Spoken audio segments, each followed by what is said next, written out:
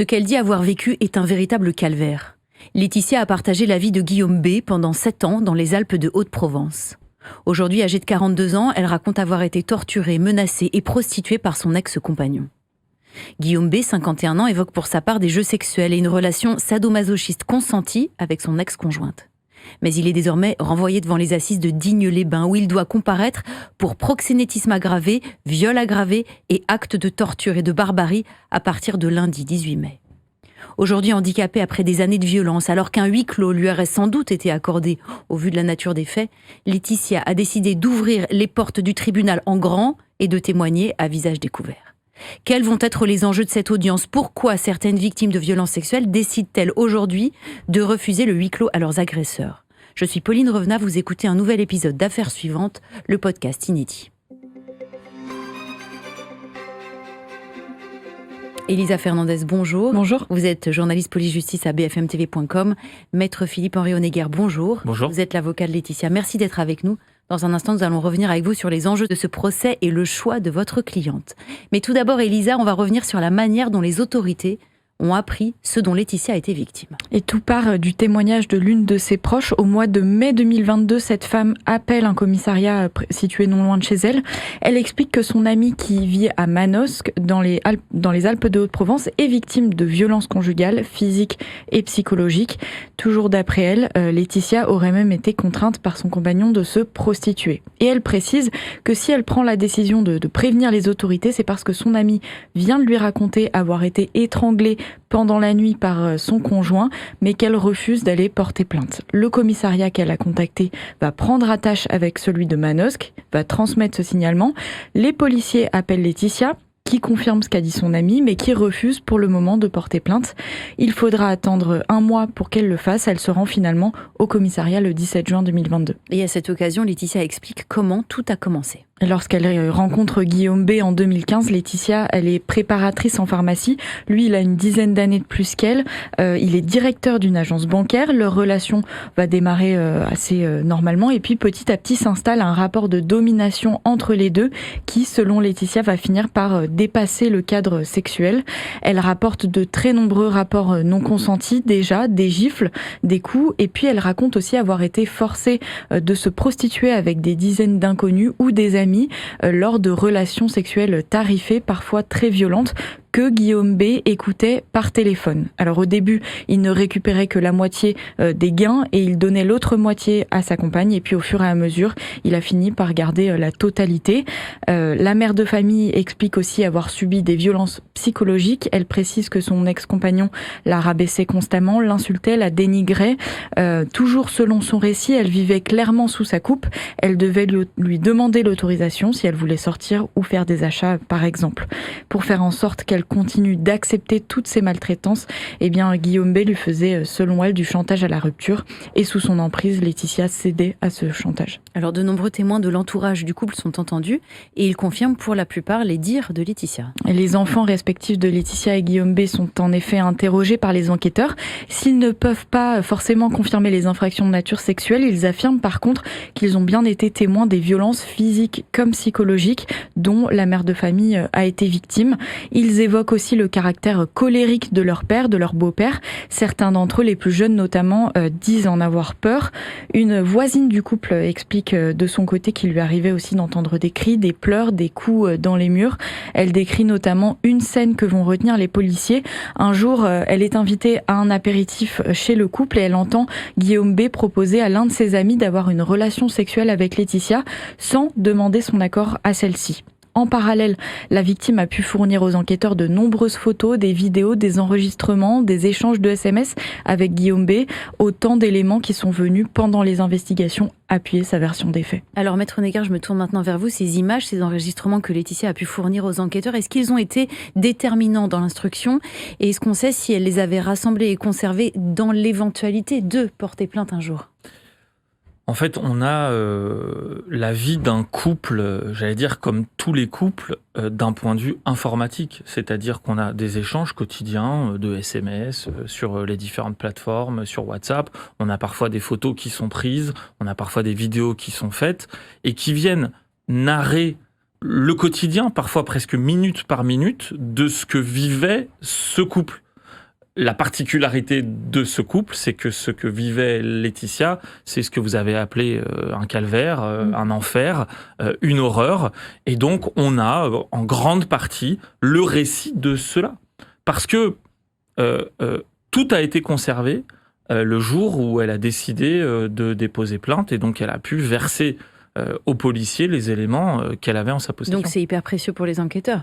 C'est extrêmement précieux parce que ça permet d'avoir évidemment tout un tas d'éléments qui viennent confirmer, étayer ce qu'elle a pu raconter et parfois même compléter.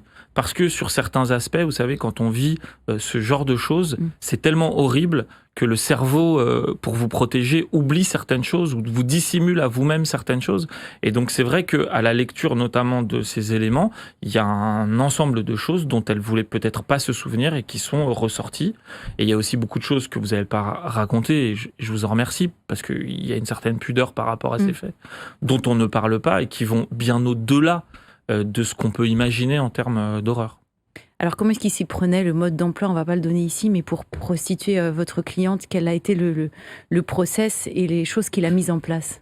Ce qu'il faut comprendre, c'est que ce qui ressort notamment des expertises, c'est qu'on a un homme qui structure sa vie autour de ce qui cliniquement est appelé une perversion, c'est-à-dire une forme de plaisir qu'il tire de la souffrance des autres.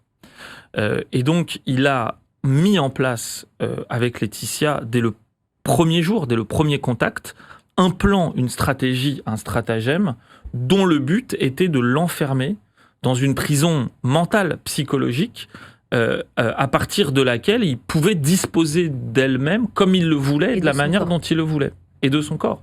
Et donc, en matière de prostitution, mais comme pour le reste, à un moment donné, elle est dans une situation psychologique telle qu'il décide de tout, à chaque instant. Et quand vous parliez, il décide quand elle sort, quand elle s'habille, quand elle va aux toilettes, ce qu'elle mange, ce qu'elle boit, quand et où elle a le droit de le faire, c'est sa chose. avec qui elle parle. Il décide de tout. Et comme elle est enfermée dans cette prison psychologique, un jour, il lui impose la prostitution, alors au départ sous un prétexte ridicule qui est l'idée de payer d'éventuelles dettes qu'elle aurait, mais qui sont en fait liées au mode de vie qu'il lui impose de toute façon. Elle accepte, mais comme on accepte quelque chose quand on n'a pas le choix de faire autre chose que d'accepter. Ce qu'il ne faut pas oublier, c'est que cette relation, elle est marquée quotidiennement par des violences extrêmement graves, par des menaces de mort, par des menaces de mort sur les enfants, sur leurs relations. Donc en fait, on n'accepte pas, on se soumet ou on cède à la pression, à la contrainte et aux violences. Et donc elle accepte au départ de faire ça dans ces conditions-là. Et très rapidement, comme il l'a fait à chaque fois, ça commence par quelque chose de petit, puis une fois qu'on est dans l'engrenage, il n'y a plus aucune limite. Alors Elisa, pour revenir à Guillaume B, celui-ci tient un tout autre discours. Oui, pour lui, tout était consenti, tout faisait partie d'un jeu de domination dont Laetitia avait accepté les règles, c'est ce qu'il dit, c'est ce qu'il explique aux enquêteurs. Elle était, selon lui, d'accord pour avoir des relations sexuelles avec d'autres hommes, toujours dans le cadre de ce qu'il définit comme une relation, je cite, maître-esclave avec son ex-compagne, et selon lui, cette dernière adorait être humiliée, ce sont encore ses mots. En entendant ce discours, les enquêteurs vont lui demander si le couple avait convenu d'un code pour que Laetitia puisse réellement manifester son désaccord. Guillaume B affirme qu'il y en avait un, pourtant il est incapable de citer ce code en déclarant qu'il a un trou de mémoire. Pendant l'instruction, comme le veut l'usage, le mis en cause va être examiné par un expert psychiatre et dans ses conclusions, ce dernier détaille que Guillaume B fait état d'un détachement affectif, d'une froideur qu'il est marqué par une absence de remords, de culpabilité. Il considère l'autre, je cite, comme un objet essentiellement sexuel, c'est ce qu'on a dit un peu plus tôt, et l'expert conclut à un déséquilibre psychique de type pervers narcissique et à une dangerosité. Alors Maître Neguer, on vient de parler des conclusions de l'expertise psychiatrique du mis en cause. Qu'est-ce qu'a révélé celle qui a été réalisée sur votre cliente après toutes ces années de violence ? Évidemment, ce qu'on appelle un syndrome post-traumatique, c'est-à-dire que quand vous avez vécu un traumatisme tellement grave, qu'il soit d'ailleurs physique ou psychologique, vous avez un syndrome par la suite de stress permanent où vous revivez de manière extrêmement forte le traumatisme que vous avez vécu initialement, et puis vous avez un rapport au monde qui est totalement déformé par le traumatisme que vous avez vécu. Donc dans son cas, c'est un traumatisme physique avec des conséquences physiologiques d'une extrême gravité la concernant. Je rentrerai pas dans les détails, mais sa vie ne sera plus jamais la même. Est-ce que ce sont des séquelles physiques qu'elle gardera à vie? C'est la question qu'on Il y a des infirmités aujourd'hui qui sont permanentes, c'est-à-dire que jusqu'à la fin de sa vie, elle aura des séquelles très graves, quotidiennement, de ce qu'elle a pu subir.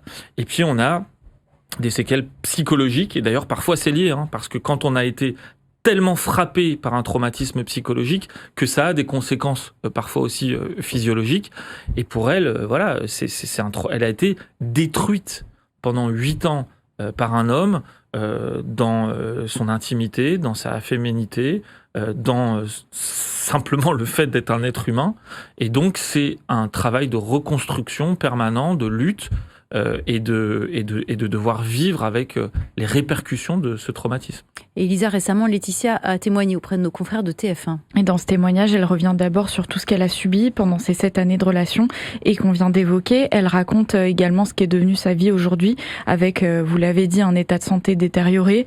Elle fait aussi une déclaration marquante. Elle ne souhaite pas demander le huis clos au démarrage du procès de son ex-compagnon. Elle explique, je cite, que ce dernier l'a tenue avec la peur et la honte et qu'aujourd'hui, eh bien, ce n'est pas à elle d'avoir honte. L'audience s'ouvre donc le 18 mai. Elle terminera en fin de semaine, le vendredi 22 mai. Et pour les faits qui lui sont reprochés, eh bien, Guillaume B. encourt la réclusion criminelle à perpétuité. Alors, merci Elisa pour ces explications. Maître Néguer, pour rappel, vous êtes donc l'avocat de Laetitia. Son ex-compagnon va être jugé à partir de lundi, ce lundi 18 mai, dans les Alpes de Haute-Provence. Vous l'avez déjà un peu esquissé. À quoi ressemble la vie de Laetitia aujourd'hui? Et question beaucoup plus simple, comment va-t-elle à l'approche de ce procès? Vous savez, Laetitia, c'est vraiment une survivante, au sens propre de ce que ça peut vouloir dire. Et aujourd'hui, elle est déterminée à aller jusqu'au bout de ce combat. Son combat, c'est d'abord de faire reconnaître sa qualité de victime et qu'elle puisse dire ce qu'elle a subi et que celui qui lui a fait subir ça puisse être condamné pour ça. Et puis, elle a une détermination extrêmement forte, et c'est aussi pour ça qu'elle veut que le procès soit public, pour montrer que la honte, la peur doit changer de camp. Et elle a envie, comme elle a pu être un peu inspirée par l'histoire de Madame Pellicot, qu'elle puisse elle aussi dire ces choses-là, et que si d'autres femmes l'entendent, et d'autres femmes vivent la même chose, qu'elle puisse avoir le même courage qu'elle de réussir à dénoncer les choses, à aller en justice et de se dire que c'est possible de s'en sortir. Et puis, elle a surtout cet immense courage qui est l'envie d'aller et de montrer à cet homme qu'il n'a pas gagné, qu'il a essayé pendant 8 ans de la réduire au silence et qu'à la fin, c'est elle qui l'emportera et qu'elle parlera jusqu'au bout pour dire les choses. Et donc, elle a cette force qui l'habite et qui est extrêmement impressionnante. On ne parle pas ici de soumission chimique, mais vous l'avez dit, l'histoire de Gisèle Pellicot, forcément, elle fait écho à celle de Laetitia. Et cette affaire, donc, ça a été un déclic pour elle, pour se libérer, pour libérer sa parole? Alors, elle a déposé plainte avant, disons, que l'affaire de Gisèle Pellicot devienne très médiatique, donc elle n'en avait pas forcément connaissance, mais sa volonté que ça soit public, ça vient de ça, et je crois que c'est un mouvement un peu plus général. Moi, je défends beaucoup des victimes de ce genre de faits, et il y a eu un mouvement général qui est effectivement de dire on a envie que ça soit public, parce que, encore une fois, la peur doit changer de camp, mais je crois aussi pour que le grand public puisse avoir connaissance de ce qui se passe dans cette intimité-là, et puisse mieux comprendre des mécanismes parfois psychologiques, d'emprise, de contrainte, de violence, qui sont pas forcément évidents. Vous savez, nous, on a pu, dans cette affaire, être confrontés parfois à des commentaires de gens qui disent « Mais comment ça se fait que pendant 8 ans, elle est pas partie ?» Et moi, je réponds de manière très simple. Cette question, elle est pertinente si on la comprend bien. La question n'est pas de savoir est-ce qu'elle avait la possibilité de partir ou de pas partir et pourquoi elle n'est pas partie. La question, c'est de répondre pourquoi elle n'est pas partie, c'est-à-dire quels sont les mécanismes qui font qu'on l'a empêchée de partir. Et la réalité, et c'est, je crois, une des choses qui sera très intéressante dans ce procès, c'est qu'on va comprendre comment un homme va réussir à mettre en place tout un ensemble de systèmes qui, effectivement, vous empêchent de partir. La porte est peut-être ouverte, mais la prison mentale, elle, reste absolument verrouillée. Enfin, en l'occurrence, elle n'était pas vraiment ouverte puisqu'il décidait même des horaires auxquels elle devait entrer et sortir. Qu'est-ce que votre cliente, elle espère de ce procès? Est-ce qu'il y a des mots qu'elle attend? Est-ce qu'il faut attendre quelque chose de la parole de l'accusé? Il y a un espoir, j'allais dire, possible. C'est simplement qu'elle puisse s'exprimer, qu'elle puisse verbaliser, qu'elle puisse être entendue par un jury populaire, qu'il puisse y avoir une décision de condamnation qui soit prononcée. Et ça, c'est ce qui va arriver et c'est très important. Est-ce qu'on attend autre chose? On attend toujours autre chose. Est-ce que ce monsieur aura la décence, à un moment donné, de reconnaître les faits et éventuellement, j'ose même pas l'imaginer, de présenter une forme d'excuse? J'y crois pas. Et très honnêtement, c'est pas ce qu'on attend. Maintenant, les miracles existent parfois. Mais très honnêtement, c'est pas du tout l'enjeu du procès. Je crois que l'enjeu du procès, c'est vraiment que on voit ce qu'elle a vécu, qu'il soit condamné. Et je crois aussi qu'on comprenne qui est cet homme. On va être face à une personnalité très très singulière. Personnellement, moi, je n'avais jamais été confronté à ce genre de personnalité avec ce type de gravité. Et ça sera aussi l'occasion pour le grand public, peut-être pour la première fois, de voir en face ce que ça veut véritablement dire, ce genre de personnalité. On rappelle que le procès s'ouvre lundi, donc à Digne-les-Bains, et que l'accusé encourt la réclusion criminelle à perpétuité. Merci beaucoup, Maître Néguer, pour votre éclairage et votre participation. Vous pouvez retrouver cet épisode et tous les autres sur bfmtv.com et les plateformes de streaming. Nous, on vous donne rendez-vous la semaine prochaine pour de nouvelles enquêtes dans Affaires suivantes, le podcast inédit.